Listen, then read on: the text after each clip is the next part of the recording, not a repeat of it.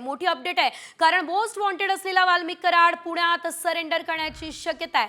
सकाळी 11 वाजता सीआयडी ऑफिसमध्ये तो हजर होऊ शकतो।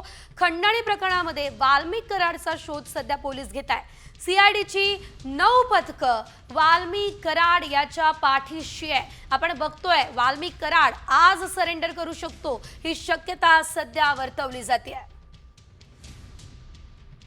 मोठी बातमी आहे। आपण बीडमध्ये सरपंच हत्या प्रकरणी सध्या गाजत असलेला आपण बघितलं आणि सरपंच हत्या प्रकरणी मोठी अपडेट कारण वाल्मिक कराड ज्याच्या मुसक्या आवळण्यासाठी पोलीस कसून तपास करतायत, चौकशी करतायत, राजकीय धागेदोरे सुद्धा या प्रकरणामध्ये असल्याची शक्यता वर्तवली जाते। असा हा वाल्मिक कराड आता थेट पोलिसांना सरेंडर करणार असल्याचं कळत आहे। खरंच वाल्मिक कराड हा शरणागती पत्करणार का हे बघणं आता महत्त्वाचं असेल।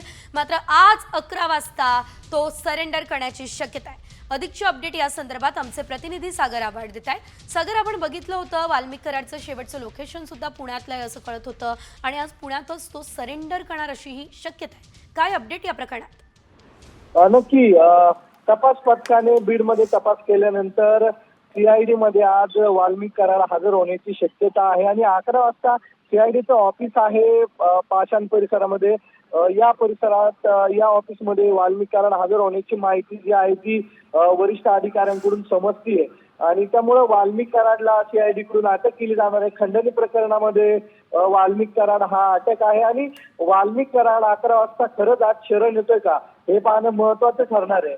मात्र आज 11 वाजेपर्यंत तो हजर होईल असा अंदाज अधिकाऱ्यांनी वर्तवलेला आहे। त्यामुळे 11 वाजता वाल्मिक कराड हजर होऊ शकतो, अन्यथा वाल्मिक कराड अजूनही पोलिसांच्या हाती लागलेला नाहीये। 11 वाजता आला तर त्यानंतर पुढील तपास जो आहे तो करण्यास पोलीस अधिकाऱ्यांना आणि इतर यंत्रणांना सोपं जाणार आहे।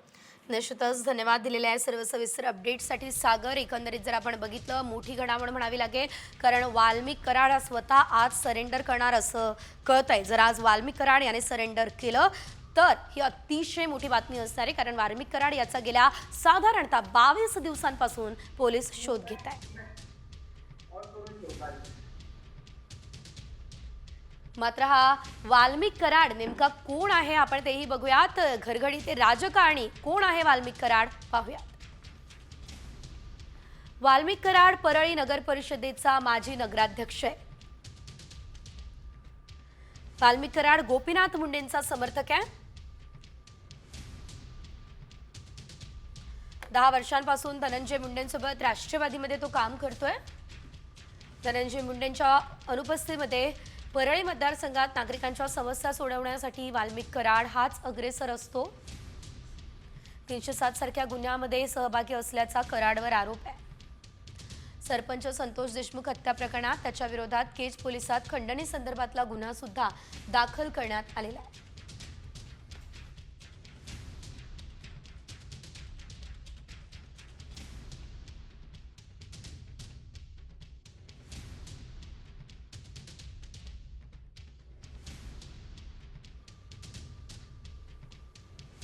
त्यामुळे आता खरंच आज वाल्मिक कराड हा शरणागती पत्करणार का हे बघणं महत्त्वाचं असेल आणि या प्रकरणासंदर्भातल्या सर्व अपडेट तुम्हाला पुढे देखील साम टीव्हीवर बघता येणार आहे। यानंतर घेऊयात राज्यभरातल्या महत्त्वाच्या बातम्यांचा धावता आढावा। सुरुवातीला काही राजकीय अपडेट्स।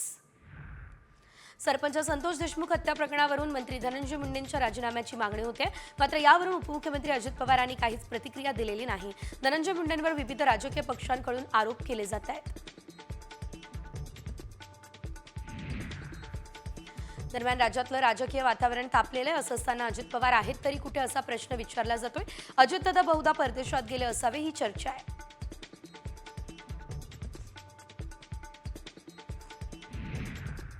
सरपंच हत्या प्रकरणी आमदार जितेंद्र आव्हाड यांनी उपमुख्यमंत्री अजित पवार यांना लक्ष्य केलं। या प्रकरणी अजित पवार यांच्याकडून अद्याप काहीच हालचाल नाही असा आरोप आव्हाडांनी केलाय। वाल्मिक कराडवर जाणीवपूर्वक कारवाई करण्यात आली नाही असा आरोप आव्हाडांनी केला आहे।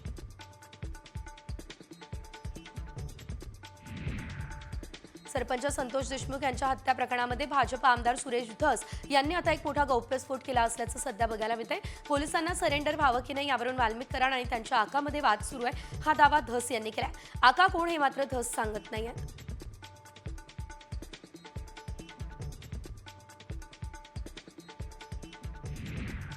सरपंच संतोष देशमुख हत्या प्रकरणावरून ठाकरे गटाचे खासदार संजय राऊत यांनी सूचक विधान केलं. तर मुख्यमंत्री फडणवीस आणि उपमुख्यमंत्री शिंदेशिवाय अजित पवार यांचा वाल्मिक कराडसोबतचा फोटो राऊतांनी ट्विट केला. वाक या सीने संतोष देशमुखचा अपराधी नेमका कोण, चौकशी किती पारदर्शक होईल, हा सवाल राऊतांनी केला.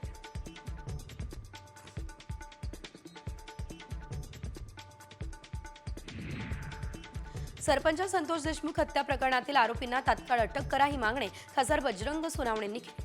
बीड जिल्ह्यातील कायदा आणि सुव्यवस्था पूर्वपदावर आणण्यासाठी प्रयत्न करा, या सूचना बजरंग सोनावणेंनी पोलीस अधीक्षकांना केल्या.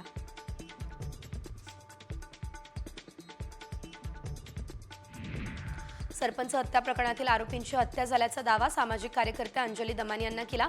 या पार्श्वभूमीवर दमानी यांना आलेला कॉल हा दारूच्या नशेत करण्यात आलेला होता. ही माहिती बीडचे पोलीस अधीक्षक नवनीत कावत यांनी दिली. दुसरीकडे बीडमध्ये मात्र सीआयडीकडून वाल्मिक कराडच्या दुसऱ्या बायकोची आज चौकशी करण्यात आली. या महिलेची काल केज पोलीस ठाण्यामध्ये सीआयडीकडून दिवसभर चौकशी करण्यात आली.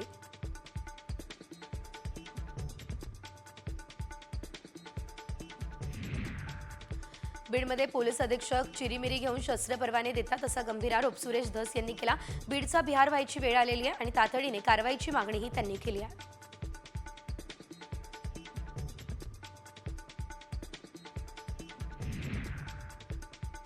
प्राजक्ता माळीबाबत केलेल्या विधानाबद्दल सुरेश धस यांनी माफी मागितली आहे. माझ्या वक्तव्याचा गैरअर्थ काढण्यात आलाय, कुणाचंही मन दुखावलं असेल तर दिलगिरी व्यक्त करतो, असंही सुरेश धस म्हणाले.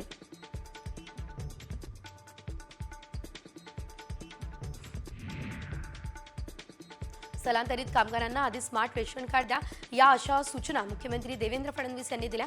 हे कामगार कोणत्याही राज्यातले असले तरी त्यांना महाराष्ट्रातल्या दुकानांमध्ये धान्य मिळायला हवं, ही सूचना देखील मुख्यमंत्र्यांनी दिली.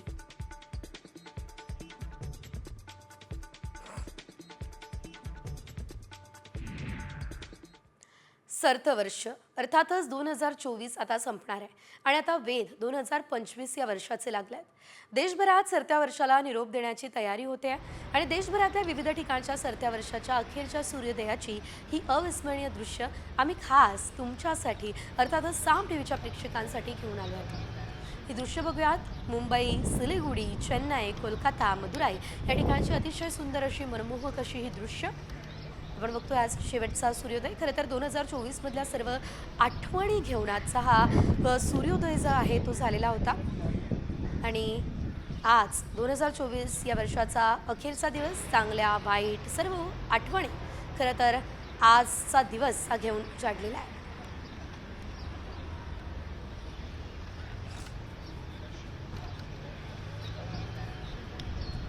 सरत्या वर्षाला निरोप देण्यासाठी आणि नवीन वर्षाचं जल्लोषात स्वागत करण्यासाठी पंढरपूरमध्ये भाविकांनी गर्दी केली. विठ्ठल दर्शनानं नवीन वर्षाची सुरुवात करण्यासाठी अनेक भाविक आजच पंढरीमध्ये दाखल झाले. भाविकांची संख्या वाढली, त्यामुळे शहरातील धर्मशाळा, भक्तनिवास, कॉलेजेस हाऊसफुल झाले. विठ्ठल रुक्मिणी दर्शनाची रांग 2 किलोमीटर अंतरावर गेली. दरम्यानची आपण थेट पंढरपूरमधली ही दृश्य सुद्धा पाहतोय.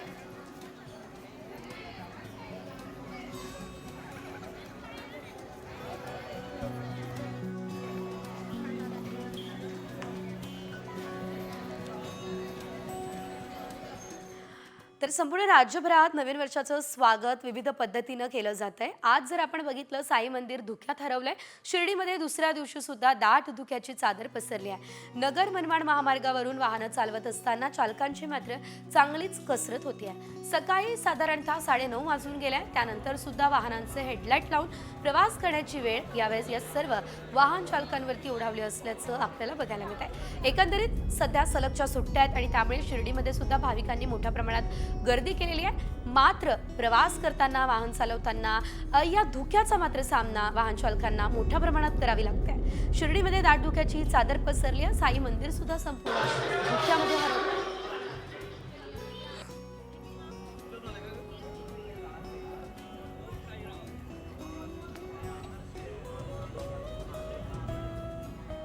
नवीन वर्षाचं सेलिब्रेशन करताय आणि तुम्हाला जरा जास्त झाली आहे तरी आता चिंता नको, कारण हॉटेलवालेच आता तुम्हाला त्यांच्या पैशांनी घरी नेऊन सोडणार आहे. होय, नवीन वर्षाच्या सेलिब्रेशनचं काउंटडाऊन सुरू झालंय आणि त्यासाठी पुण्यातल्या काही हॉटेल्स आणि रेस्टॉरंट्समध्ये ग्राहकांसाठी खास सुविधा देण्यात आल्या. 31ला तुम्ही जर जास्त ड्रिंक केली असेल तर अशा व्यक्तींना हॉटेलवाले फुकटात घरी सोडतील। जर एखादा ग्राहक स्वतःच्या गाडीतून आला असेल तर त्याची गाडी सुद्धा हॉटेलवाले स्वतःच त्याच्या घरी पाठवणार आहे।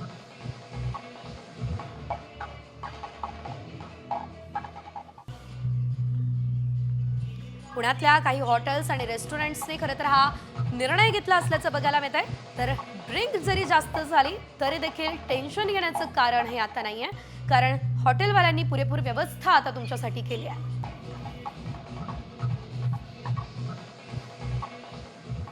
पुढे घेऊयात उर्वरित बातम्यांचा वेगवान आढावा टॉप 50 मध्ये। नवीन वर्षाच्या स्वागतासाठी लाखो पर्यटक हे कोकणात सध्या दाखल झाले। पर्यटकांची सर्वात जास्त पसंती रत्नागिरीतील हॉटेल्स आणि बीचला आहे। समुद्राखालचं सौंदर्य बघण्यासाठी स्कुबा डायव्हिंगचाही पर्यटक आनंद घेत आहेत। गिरगाव चौपाटी आणि नरिमन पॉइंटवर मुंबई पोलिसांकडून खास तयारी झाली आहे। गिरगाव चौपाटीवर 2 वेगवेगळे भाग करण्यात आले। बॅरिगेट्स करून फॅमिलीसाठी वेगळा तर दुसऱ्या भागात तरुणाईसाठी आणि पुरुष मंडळींसाठी वेगळी जागा करण्यात आली।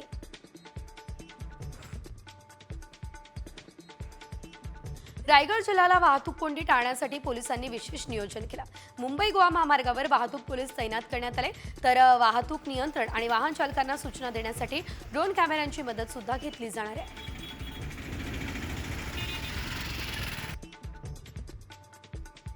पुण्यातल्या पब्समध्ये फ्री कंडोम देण्याचा निर्णय अखेर रद्द झालाय। नवीन वर्षाच्या स्वागतासाठी पुण्यातल्या मुंडवा या ठिकाणच्या एका पबकडून फ्री कंडोम्सचं वाटप करण्यात येणार होतं, मात्र सॅम टीव्हीच्या दणक्यानंतर पबने हा निर्णय मागे घेतला।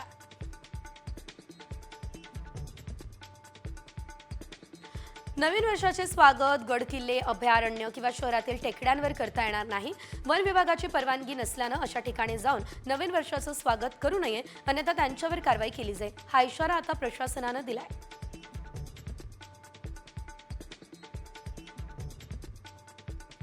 नवीन वर्षाचं स्वागत करण्यासाठी मुंबई पोलीस सज्ज झाले। 31 सेलिब्रेशन करताना महिला छेडछाडीला आळा घालण्यासाठी विशेष खबरदारी घेण्यात आलेली आहे। गिरगाव चौपाटी याशिवाय नरिमन पॉइंट या ठिकाणी मुंबई पोलिसांकडून खास अशी तयारी करण्यात आली आहे।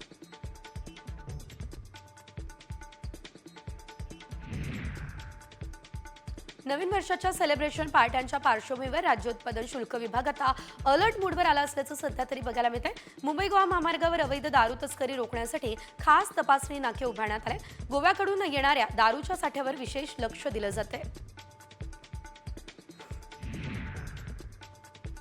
यंदाच्या वर्षात 72 कोटी 70 लाख लिटर मद्य विक्री झाली। दोन्ही निवडणुकांदरम्यान जप्त केलेल्या मद्यापेक्षा मद्यपींनी जास्त मद्याचं सेवन केलं, त्यामुळे यंदाचं निवडणूक वर्ष राज्यासाठी मद्यपी वर्ष ठरलं।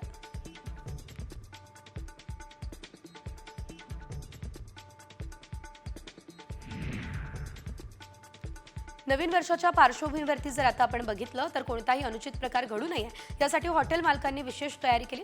31ला मद्यप्राशन जास्त झालं तर हॉटेल तुम्हाला आपल्या गाडीतून घरी सोडेल असा निर्णय घेण्यात आलाय।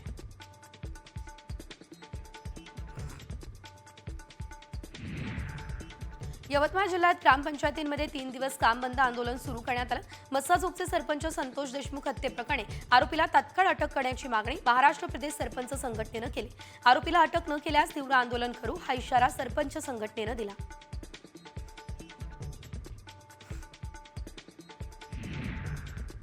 आंबेडकर अनुयायांच्या वतीने परभणी बीड हत्याकांडाच्या निषेधार्थ लाखांदूर जवळ काळ्या फिती बांधत नितेश मोर्चा आयोजित करण्यात आला। कार्यकर्त्यांच्या मृत्यूस कारणीभूत पोलीस अधिकाऱ्यांवर कारवाई करण्यात यावी ही मागणी सुद्धा आंदोलकांनी केली। मोठ्या संख्येने आंबेडकर अनुयायी या दरम्यान उपस्थित राहिले। उल्हासनगरात एका अल्पवयीन चोरट्याने मोबाईलच्या दुकानाचे पत्रे फोडले, चोरी केली। त्याने मोबाईल ॲक्सेसरीज आणि डिजिटल घड्याळं चोरल्यात। ही घटना सीसीटीव्ही कॅमेऱ्यात कैद झाली।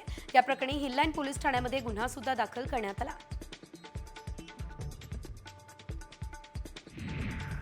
तेलंगणामधल्या चोरट्याने यवतमाळ जिल्ह्यात धुमाकूळ घातला। या चोरट्याने तब्बल 19 दुचाकींची चोरी केली। या चोरट्याकडून तब्बल 8,40,000 रुपये किमतीच्या दुचाकी जप्त केल्या। रहमतुल्ला नुजेब चाऊस असं या आरोपीचं नाव आहे।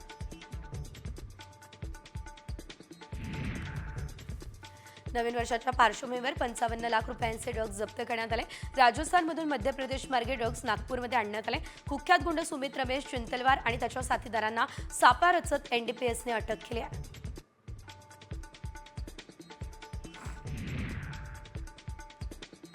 अमरावतीच्या नांदगाव पेठ टोलनाक्याचे बॅरिगेड्स तोडून अवैधरित्या वाहतूक करणारा ट्रक हा सुसाट वेगात पळलाय. पोलिसांनी यावेळेस त्याला अडवण्याचाही प्रयत्न केला, मात्र चालकानं डिवायडर तोडला आणि युटर्न घेतला. अखेर चालकानं ट्रकमधून उडी घेऊन पोबारा केला. पुढील तपास नांदगाव पेठ पोलीस करतायत.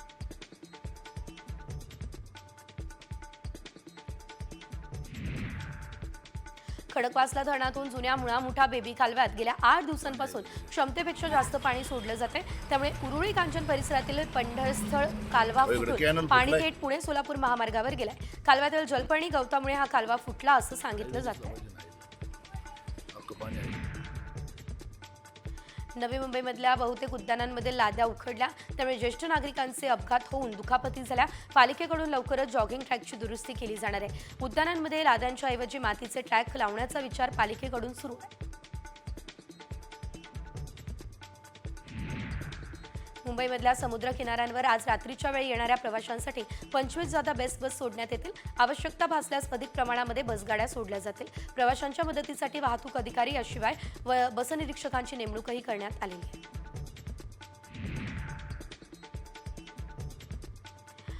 देवनारमध्ये कचऱ्यापासून वीज निर्मिती प्रकल्पाची क्षमता वाढवण्यात आली. कचऱ्यापासून प्रतिदिन 4 मेगावॅट वीज निर्मिती केली जाईल. मात्र आता 7 मेगावॅट वीज निर्मिती करण्यात येईल. हा प्रकल्प ऑक्टोबर 2025 मध्ये कार्यान्वित करण्याचं उद्दिष्ट आहे. माथेरानला जाण्यासाठी पर्यटक ई रिक्षांचा वापर करतात, मात्र ई रिक्षा कमी असल्यानं पर्यटकांना प्रतीक्षा करावी लागते. रिक्षांची संख्या वाढवावी अशी मागणी पर्यटकांनी केली आहे. मुंबईमध्ये सिमेंटच्या दरात वाढ झाली. दर वाढल्यानं घरांच्या किमतीही वाढू शकतात, कारण सिमेंटच्या प्रतिगोणीचे दर सध्या 350 रुपये, त्यात आता प्रतिगोणी 30 रुपयांनी वाढ झाली.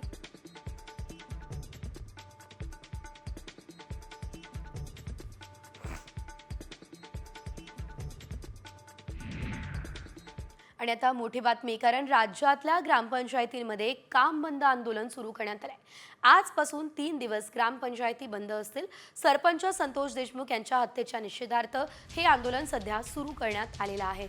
आरोपींना तात्काळ अटक करण्याची मागणी प्रदेश सरपंच संघटनेनं केलेली आहे. एकंदरीत जर आपण बघितलं तर ग्रामपंचायतींमध्ये हे काम बंद आंदोलन होत आहे, कारण संतोष देशमुख हत्या प्रकरणामध्ये अद्याप कुठली कारवाई झालेली नाही आहे. वाल्मिक कराड याला अद्याप अटक सुद्धा झालेली नाही आहे. त्यामुळे आता ग्रामपंचायतींमध्ये काम बंद आंदोलन करण्याचा हा निर्णय घेण्यात आलेला आहे. जोपर्यंत कारवाई होत नाही तोपर्यंत काम बंद आंदोलन सुरू राहणार अशी भूमिका घेण्यात आली आहे. आणि यानंतर पुढे उर्वरित बातम्यांचा वेगवान आढावा. पुरंदर उपसा सिंचन योजनेचं गेल्या 15 दिवसांपासून पाणी बंद आहे आणि त्यामुळे माळशिरस वितरिकेवरील शेवटी असणाऱ्या गावांपर्यंत पाणी मिळालेलं नाही. पाण्याअभावी पिकं जळत आहे. लाभार्थी शेतकऱ्यांना पाणी सोडण्याची मागणी केली जाते.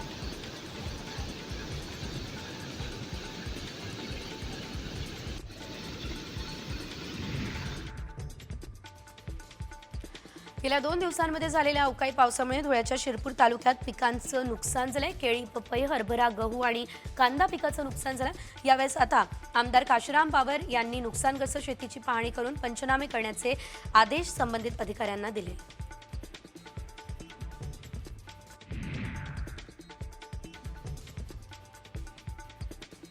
येवला तालुक्याच्या अनेक भागांमध्ये अवकाळी पावसामुळे गहू शेती भुईसपाट झाली आहे, तर कांद्याचे मोठे नुकसान झाले. ठिकठिकाणी मका, सोयाबीन ओला होऊन नुकसान झालं. शेतकरी संकटात सापडला.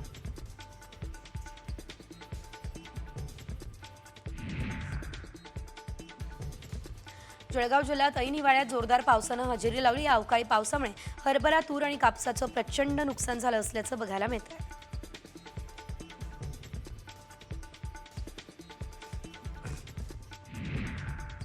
नाशिक जिल्ह्यातल्या शेतकरी आधीच अतिवृष्टीने अडचणीत आहे. त्यात या 2 दिवसांपूर्वी झालेल्या अवकाळी पावसामुळे नुकसानात भर पडल्या. 3 वर्षात शेतकऱ्यांचं 180 कोटींचं नुकसान झालं. 2 वर्षांपासून ते मदतीच्या प्रतीक्षेत आहेत.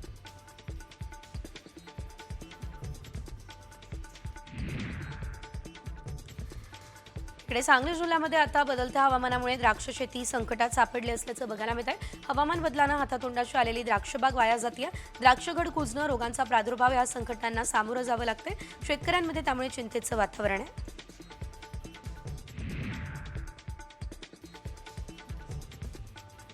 कृषी विभागातर्फे तालुका, जिल्हा आणि राज्य पातळीवर रब्बी हंगामाची पीक स्पर्धा भरवली जाते. यंदाच्या या स्पर्धेत सहभाग घेण्यासाठी आजची 31 डिसेंबर ही शेवटची तारीख आहे. धाराशिव जिल्ह्यातील शेतकऱ्यांसाठी ज्वारी, गहू, हरभरा, करडई आणि जवळ या 5 पिकांसाठी ही पीक स्पर्धा राबवली जाणार आहे. कोल्हापूरमध्ये लहरी हवामानामुळे रब्बी पिकं संकटात सापडली. वाळू पीक शाळू या पिकावर चिकटा आणि मावा रोगाचा प्रादुर्भाव झाला. ही कीड पानं कुरतडत आहे, त्यामुळे आता शेतकरी हतबल झालाय. तर वेगवेगळ्या रासायनिक औषधांची फवारणी केली जाते. आर्थिक भुर्दंड शेतकऱ्यांना बसतोय.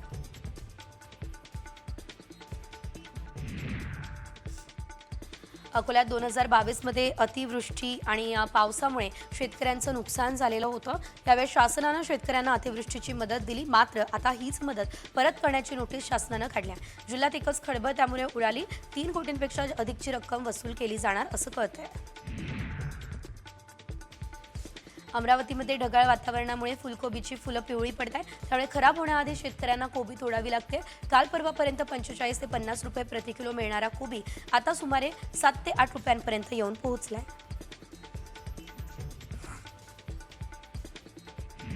कृषी उत्पन्न बाजार समितीमध्ये सध्या संत्र्याची मोठ्या प्रमाणात आवक सुरू आहे. देशासह परदेशातून संत्री दाखल झाल्या. आकारानं लहान असलेली मिनी संत्री सध्या नागरिकांचं लक्ष वेधते आहे. एपीएमसीमधील घाऊक बाजारात 50 ते 60 रुपये किलोने मिनी संत्रीची सध्या तरी विक्री केली जाते.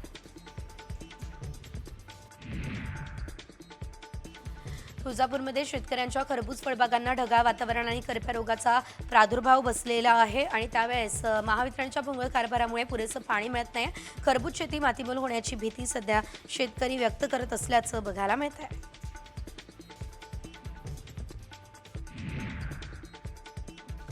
नाशिक कृषी उत्पन्न बाजार समितीच्या आवारात गावठी कोथिंबीर आणि शेपूची आवक वाढली. त्यामुळे बाजारभाव घसरले. बाजार समितीत गावठी कोथिंबीरीला 10 ते 25 तर शेपूला 5 ते 14 रुपये प्रति जुडी इतका दर मिळतोय.